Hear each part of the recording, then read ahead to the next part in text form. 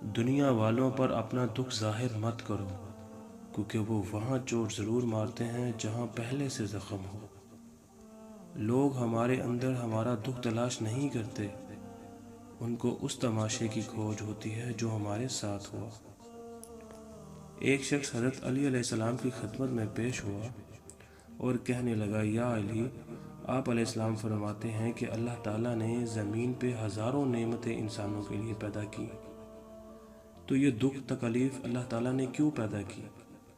تو حضرت علی علیہ السلام نے فرمایا، اے اللہ کے بندے، شکر کرو کہ اللہ تعالیٰ نے دکھ کو پیدا کیا۔ اللہ تعالیٰ کی عظیم نعمتوں میں سے ایک نعمت دکھ ہے۔ تو وہ شخص کہنے لگا، یا علی، دکھ بھی نعمت ہے؟ تو حضرت علی علیہ السلام فرمانے لگے، اے شخص، دکھ انسان کو مضبوط بناتا ہے اور خوشیاں انسان کو کمزور کرتی ہیں۔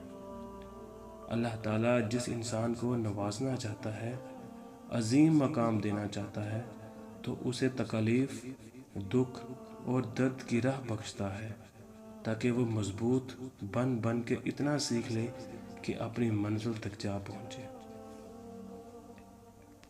یاد رکھنا، انسان کا دکھ انسان کو سکھانے کے لیے ملتا ہے، لیکن افسوس تو یہ ہے کہ انسان اس دکھ کی وجہ سے روتا رہتا ہے۔ دکھ انسان کو رلانے کے لیے نہیں بلکہ انسان کو سکھانے کے لیے آیا ہے۔ جب تم اس دکھ سے سیکھ لو گے جو وہ تمہیں سکھانا چاہتا ہے تو تمہارا دکھ خود بخود ختم ہو جائے گا۔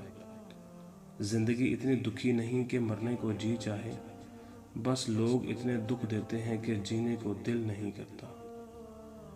دکھ انسان کو یا ریت کی دیوار کی طرح ڈھانپ دیتا ہے یا چٹان کی طرح کھردرا اور سخت بنا دیتا ہے۔ یہ ایک حقیقت ہے کہ انسان کو جہاں سے پیار کی سب سے زیادہ امید ہوتی ہے، اسے سب سے زیادہ دکھ بھی وہیں سے ملتا ہے۔ اللہ پاک کہتا ہے کہ کسی کو تکلیف دے کر مجھ سے اپنی خوشی کی دعا مت کرنا، لیکن اگر کسی کو ایک پل کی خوشی دیتے ہو تو اپنی تکالیف کی فکر مت کرنا۔ بعض تکالیف ایسی ہوتی ہیں کہ ہمیں لگتا ہے جیسے اب ہم مر جائیں گے، جیسے اب کہیں سے کوئی مدد نہیں آئے گی، اور پھر ہم جلد مایوس ہو جاتے ہیں۔ مگر جانتے ہیں کہ کوئی غم بھی مسلسل نہیں رہتا۔ وہ ہمارا رب، پیارا رب، بڑا رحیم ہے، تمہاری سوچ سے بھی زیادہ کریم ہے۔ اسے تو یہ بالکل بھی گوارا نہیں کہ تمہیں کوئی تکلیف پہنچے۔ اللہ تعالیٰ جس کو اپنا آپ یاد دلانا چاہتا ہے، اسے دکھ کا الیکٹرک شاٹ دے کر اپنی جانب متوجہ کر لیتا ہے۔